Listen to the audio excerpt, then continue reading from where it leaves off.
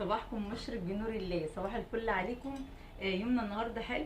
انا صاحيه مش جايلي نوم من بدري، قلت اشرككم معايا وندخل كده في يوم جديد وفيديو جديد ان شاء الله يعجبكم.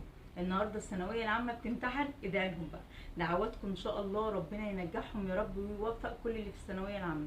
عندي بنتي اول يوم النهارده في امتحانها، فمش جايلي نوم، فاحسن حاجه ان انت قومي شوفي ايه اللي وراكي واستغفري وادعي لها طول ما انت واقفه. الاستغفار حلو قوي، طول ما انت واقفه استغفري وادعي ان شاء الله يا رب يكون في ميزان حسناتهم ويسهل كده عليهم الامتحانات ويهدي عليهم وزير التربيه والتعليم والموجهين وينزل لهم يا رب امتحانات تكون سهله وكويسه. هم ذاكروا وتعبوا، ربنا يوفقهم يا رب. دعواتكم كده قوموا استغفروا، اهم حاجه الاستغفار، طول ما انت واقفه استغفري. النوم ملوش لازمه خالص، كده كده مش جايلك نوم، فقومي شوفي ايه اللي وراكي، اشغلي نفسك باي حاجه موجوده عندك اعمليها واستغفري على قد ما تقدري وادعي لهم ربنا ينجحهم ويوفقهم يا رب. يتملى كل بيت كده بفرح ولاده يا رب، فرحهم وفرح الامه الاسلاميه كلها. هنسمي الله وندخل كده على الفيديو على طول. ما تنسيش اللايك والاشتراك في القناه وتسيبي لي كومنت حلو منك. اللهم صل وسلم وبارك على سيدنا محمد. جايبه كروم، استنوا اهو، جايبه الكرومبتين دول من امبارح، قلت اقوم اعملهم، يعني النوم ملوش لازمه خالص. وجايبه معايا بط وفراخ من امبارح. نبدا اليوم كده مع بعض من اوله. الفيديو حلو، كملي لي الاخر وان شاء الله اليوم هيكون بسيط والمحشي هيطلع كويس. يلا كده ندخل على الفيديو على طول.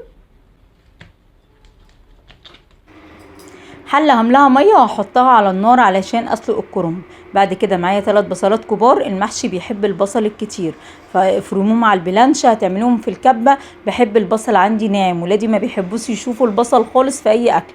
هحط معلقه سمنه بلدي، ما بحبش احط سمنه كتير في المحشي، ونص كوبايه من الزيت. هحط البصل، وحطيت على فكره فصين توم، في ناس ما بتحبش التوم، براحتك لو مش حابه تحطي. هصفر بس البصل. بعد كده معايا كيلو من الطماطم هضربهم، ومعايا معلقتين كبار من الصلصه او 3 معالق، مش مليانين قوي، لكن يعني خليهم 2 مليانين قوي. بعد كده هنزل بالكيلو الطماطم اللي ضرباه وهسيبها، مش هحط ملح ولا اي حاجه دلوقتي. الميه اللي غلت بتاعه الكرنب هبدا دلوقتي اقطع الكرنب. الكرنب الصيفي غير الشتوي. الصيفي بيكون صعب قوي ان انت تطلعي ورقه ورقه، لكن هتعملي زي ما بعمل كده، هتقوريها من النص وهتسقطيها زي ما هي. هحط معلقه ملح ومعلقه صغيره من الكمون. بعد كده هنزل بالكرنبه زي ما هي. عاوزه الكرنب بتاعك كويس والصبع بصبعه كده وما يتهراش ولا اي حاجه، ويبقى سهل كمان وانتي بتلفيه على طول.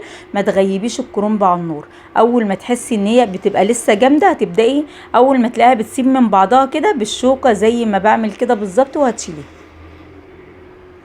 التانية كمان هعملها، لكن مرضتش اطول عليكم. معايا كوسة كمان هقورها. المقوار المشرشر ده حلو قوي، يعني بيساعدك ان انتي بتقوري على طول. هتبداي تقوري التقوير، كلنا شاطرين وعارفين الحركة دي حلوة قوي. في الاخر بعد ما تقوري اعمليها. شايفين التقوير ما بياخدش ثواني. ما بحبش الكوسة الصبحة، بتتكسر منك وبتكون مش حلوة قوي. هاتيها وسيبيها لتاني يوم بره التلاجة، هتكون سهلة ومش هتتكسر معاكي.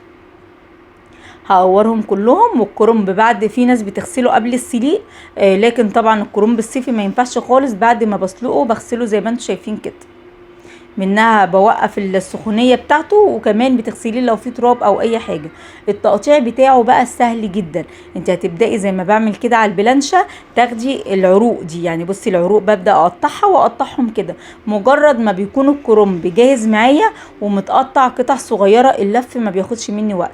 يعني لو في حد قاعد معايا بيعمل معايا وبيقطع لي، خلاص ما بياخدش وقت، ما فيش، بقطعه لنفسي. بصي كده بعد ما بقطعه ببدأ على قد الصبع، طبعا على حسب ما انتي بتعملي او بتلفي الصبع ازاي. ببدأ الفه زي ما انتوا شايفين كده. اسهل حاجة تقطيع الكرنب، والسليق بتاعه ما بياخدش وقت خالص. سمي الله. المحشي النهاردة طول ما انا واقفة بستغفر زي ما قلت لكم وبسمي الله. يعني لو اقول لكم كان طعمه مسكر قد ايه، طعمه كده عسل، كان فعلا مسكر وطلع مفلفل. انا مش هسبق الاحداث، خليكم شوفوا الفيديو حلو قوي فعلا. الصلصه بعد ما اتسبكت شايفين لونها حلو ازاي. هبدا احط الملح. البهارات اللي ملازماني النهارده طول الفيديو الفلفل الاسمر والكزبره الناشفه والملح والكمون. طبعا حطيت معلقه ونص من الملح، معلقه صغيره من الكمون، ومعلقه صغيره من الكزبره الناشفه، ونص معلقه من الفلفل الاسمر. غسله الرز ومجهزاه. هنزل بالصلصه وهسيب 3 معالق من الصلصه، هقول لك دلوقتي هعمل بيهم ايه. هقلبه كويس. لونه حلو قوي، طلعت مظبوطه الصلصه، كل حاجه الحمد لله كانت مسهله النهارده ومظبوطه وطلعت بالظبط. هنزل بقى بالخضره. بحب استخدم الكزبره والشبت، ما بحطش بقدونس. حله على النار وهسلق البطه. حطي الحله من غير اي ايدام وسيبيها على نار عاليه. لو فيها ميه هتنزل بتاخد لون. شايفين اللون ده؟ كمان في الظهر اخده لون اكتر من كده. ممكن على فكره ما تحمريهاش بعد كده، لكن لو بتحبيها ناشفه شويه هتحمريها تاني، وهقولك على طريقه حلوه قوي. حطيت بصل وحطيت طماطم. هحط ورق لوري وفلفل اسمر، والملح مش هحطه دلوقتي، وحبهان ومستكه. وفي العيدان اللي هي السيجار القرفه، بحب يعني بصي حته صغنطوطه خالص بحطها. ميه مغليه بقى وبنزل بيها. عودي نفسك اي خضار او لحمه او فراخ على طول بقول لهم كده ما تكونش سخنه وتديها صدمه بميه من الحنفيه. اغلي الميه ونزليها، مش هتاخد وقت في الغليان. هغطيها واسيبها. وكده البط كمان خلصته. وفي الفراخ هعملها بنفس الطريقه. بصراحه كنت ناويه اعملهم بتتبيله كويسه واحطهم في كيس حراري واحطهم في الفرن، لكن كنت عاوزه شوربه البط بتخلي المحشي حلو قوي. خلصت كده المحشي. شايفين قطعته كل الكميه، طبعا فاض منه كتير وحطيته في الفريزر. بعمل الارضيه او الفرشه، بحط ورق الكرنب العيدان وخضره المحشي العيدان كده بحطها، بتكون حلوه قوي. شايفين اللفه؟ طول ما الورق متقطع جاهز هتلفي على طول. اللف سهل قوي، والمهم ان انتي ما تخليش في الورقه من بره فيها اي رز. الكوسه كمان قورتها، وكان عندي ربع فلفل كمان قورته. هبدا احشيهم. الكوسه عاوزاها تطلع مظبوطه وما فيهاش رز طالع، سيبي جزء من فوق زي ما هوريكي تاني دلوقتي هتكون واضحه بالشكل ده، ما تكونش مليانه للاخر. اعملي حساب ان الرز بيستوي. وبيزيد كمان علشان ما يبقاش شكل الصبع مش حلو ويعجن منك. البط بعد ما استوى، المعلقه الصلصه اللي قلتلك شلتها على جنب، اخدت معلقه صلصه، حطيت ملح وفلفل وكمون وكزبره ناشفه، وحطيت كوبايه ميه وكوبايتين من الشوربه.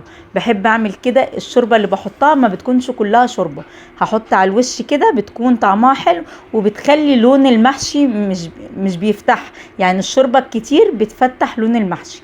هغطيه واسيبه على نار عاليه. اول ما احس ان هو استوى هوطي النار وهسيبه. بتخلي الميه ربع الصوبع بتاع الكوسه. نفس الميه اللي عملتها في الكوسه عملتها في الكرنب.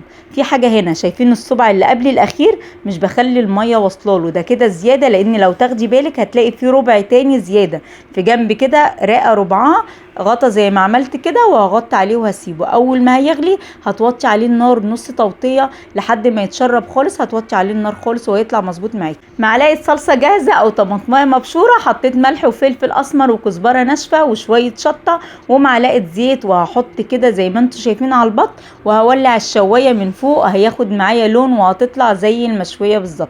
بصوا بقى على الجمال. شايفين جمال الكوسه ازاي؟ الكوسه مستويه ومن بره كده اللحم بتاع الكوسايه مش مهري ولا حاجه.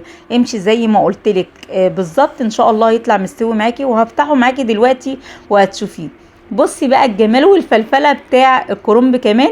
الصوبع زي ما هو، مفيش رز من بره ولا حاجه. والله الكاميرا ظالمه اللون. اليوم كان حلو. طول ما انتي بتستغفري الحاجه اللي في ايديك ان شاء الله هتطلع كويسه. دعوه حلوه من القلب كده علشان الثانويه العامه، ربنا معاهم يا رب. شايفين البط واللحمه، البط والفراخ لونهم عامل ازاي؟ كانك شوياهم في الفرن بالظبط. بصي الكوسه مستويه والرز مفلفل ومستوي ولونه حلو قوي من غير ما يتهري منك. ان شاء الله تعمليه ويطلع كويس معاكي. وهوريكي كمان الكرنب ازاي السوا او العقد بتاعه مظبوط. اهم حاجه اخر صوبع ما تخليش الميه واصلاله. شايفين لونه عامل ازاي ومستوي ومفلفل. يا رب الفيديو يكون عجبكم. لو وصلت لحد هنا ما تنسينيش باللايك والشير والسبسكرايب عشان يوصل لكم كل جديد. اشوفكم ان شاء الله على خير. مع الف سلامه.